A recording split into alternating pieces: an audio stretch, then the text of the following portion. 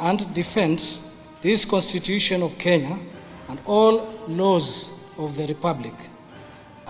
Did you know that not every military officer in Kenya can ascend to the prestigious position of the Chief of the Defense Forces, CDF? This honor is reserved for a select few who must undergo rigorous vetting processes before being entrusted with the role by the Commander-in-Chief, the President.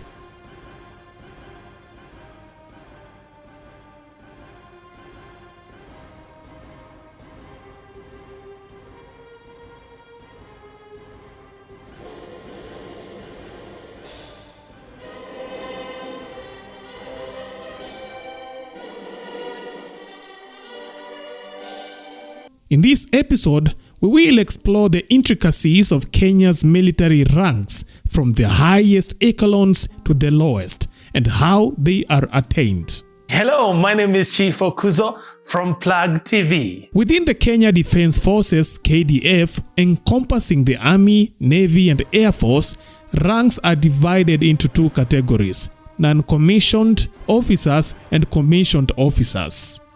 Non-commissioned officers occupy the lower echelons of the KDF hierarchy, obtaining their positions and ranks through enlisted routes rather than presidential appointments. These officers do not have the opportunity to ascend to the levels of CDF or become unit commanders within the defense forces. According to the KDF's official website, the lowest ranking officer in this category is a private, achieved after completing training at the recruit training school, while the highest rank is that of a warrant officer class 1.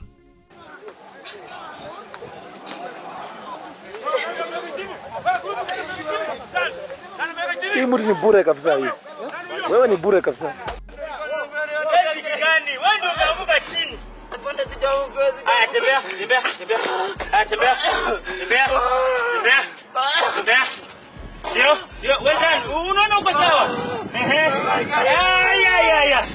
Warrant officers distinguish themselves by wearing their ranks on their right wrists while in uniform, whereas other servicemen display their ranks on their right arm just below the shoulder. Privates fresh from recruit training do not bear any insignia or ranks on their uniforms until they rise to the rank of a corporal, resulting in plain uniforms during this initial phase.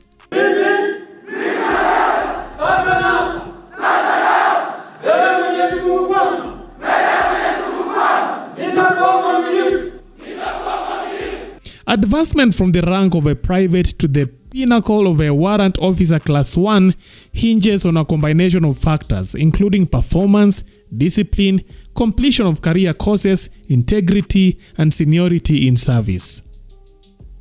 Insignias denoting such ranks are typically positioned just below their shoulders rather than atop.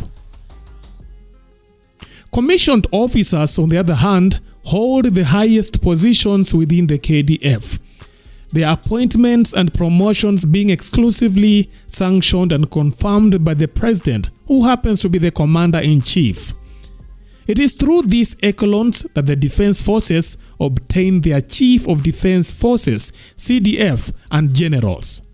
Reserve, protect, and defend the Constitution, people, and Republic of Kenya, and obey all laws, orders, regulations, directions, and instructions concerning the Kenya Defense Forces. So help me God. I, John Omenda Mgaravai, Vice Chief of Defense Forces. Aspiring commissioned officers often commence their journey as cadet officers within the military or maritime sectors. To qualify as a cadet, one must be a Kenyan citizen without dual nationality and exhibit exemplary academic credentials, typically achieving a minimum mean grade of a B+ in KCSE exams, with at least C+ in English, mathematics, and science. Alternatively, individuals may join as cadets immediately after graduating from university, though they will still undergo a rigorous 3-year training program.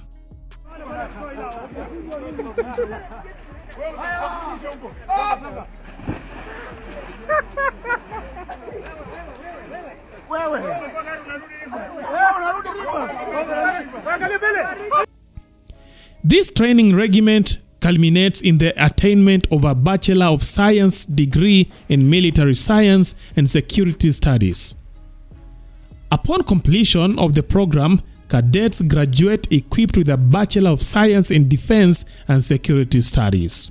Once a cadet completes their training and is commissioned, they attain the rank of a second lieutenant in the Kenya Defence Forces, which they hold for a maximum of 3 years. The highest rank achievable in the KDF is that of a general, a 4-star designation, with only one officer holding this position at any given time, serving as the Chief of the Defence Forces.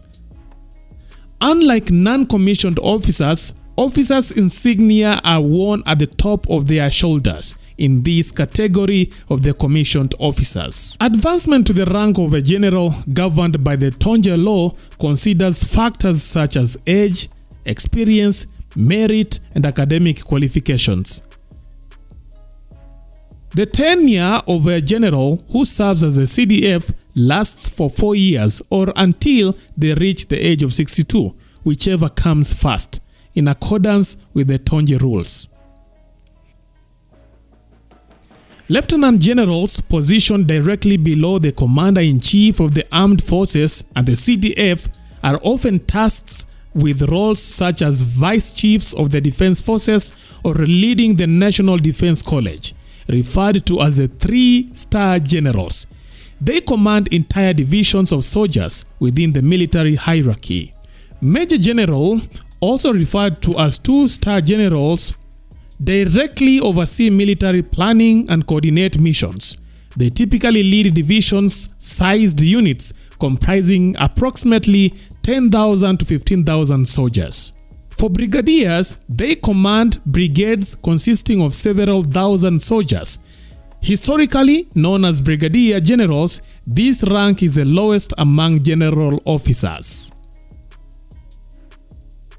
Colonels, on the other side, they oversee the Army's administrative requirements.